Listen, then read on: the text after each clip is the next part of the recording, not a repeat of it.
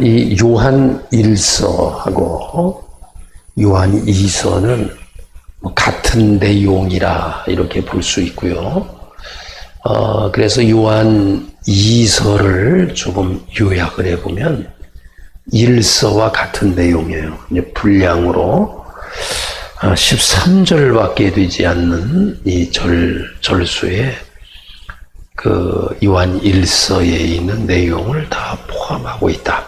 이렇게 말씀을 드릴 수가 있고요. 먼저 그 요한 1서에서 제가 여러분에게 말씀을 드린 것은 하나님의 속성에 대한 이야기를 말씀을 드렸어요. 그래서 하나님은 빛이시고 또 하나님은 의로우시고 하나님은 사랑이시기 때문에 그분과 함께 교제하게 되면 우리도 신의 성품에 참여할 수가 있다. 그래서 빛 가운데 거할 수가 있고 또 바르게 살아갈 수가 있고 사랑으로 살아갈 수가 있다. 이렇게 말씀을 드렸습니다. 요한 2서 같은 경우는 1서와의 그 내용 순서는 좀 다르다 할지라도 그 처음에 요한 1서를 보면 진리에 대한 이야기가 이렇게 기록되어 있어요. 진리. 그러니까 예수 그리스도 안에 거하는 자의 삶의 가장 기본이 되는 이 진리. 진리란 무엇인가? 그리고 사랑이란 무엇인가? 그리고 정의란 무엇인가? 좀 이렇게 순서는 좀 뒤바뀌어도 비슷한 내용으로 이렇게 전개되어지고 있는 것을 알 수가 있습니다.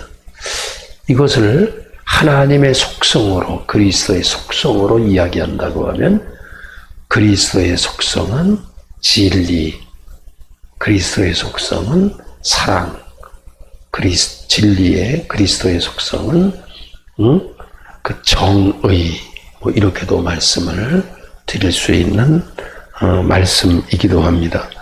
그래서 요한 2서의 그 중요한 메시지를 세 가지로 좀 이렇게 요약을 한다고 하면 자녀들이 진리 안에 거하기를 하나님께서는 요구하고 계시는 거예요. 진리라고 하는 것은 거짓과 진리, 부정과 바름, 이 진리라고 하는 것은 참된 어떤 하나님의 가르침을 이렇게 포함하는 메시지이기 때문에 자녀들에게 진리의 삶에 이렇게 행하도록 요구하시는 그 하나님의 속성은 진리이시기 때문에 진리의 삶을 원하시는 거예요. 그래서 우리가 빛이라고 하는 거 있잖아요. 이 빛이라고 하는 것은 우리의 갈 길을 인도하는, 제시하는 이런 광명체와 같은 거거든요. 빛이 없으면 바른 길로 걸어갈 수가 없는 거예요. 진리가 아니면 우리가 바른 길로 걸어갈 수가 없는 것이거든요.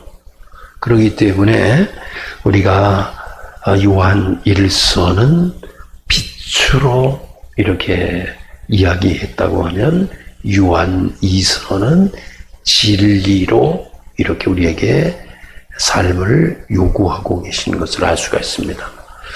요한 1서는 빛 가운데 거하라 이런 이야기고 요한 2서는 진리 안에 거하라 이런 내용입니다. 두 번째로는 서로 사랑하라 이런 말이에요. 요한 1서에서는 세 번째 사랑에 대한 이야기한 것을 요한 2서에서는 두 번째로 강조하고 있어요. 그리고 그 요한 1서도 마찬가지지만은 그 시대적인 배경이 유혹자들이 있는 거예요. 미혹하는 자들이 있는 거예요. 진리 밖에 있는 사람들이 마치 진리의 자리에 앉아 있는 것처럼 진리 안에 있는 사람들을 유혹하는 거예요.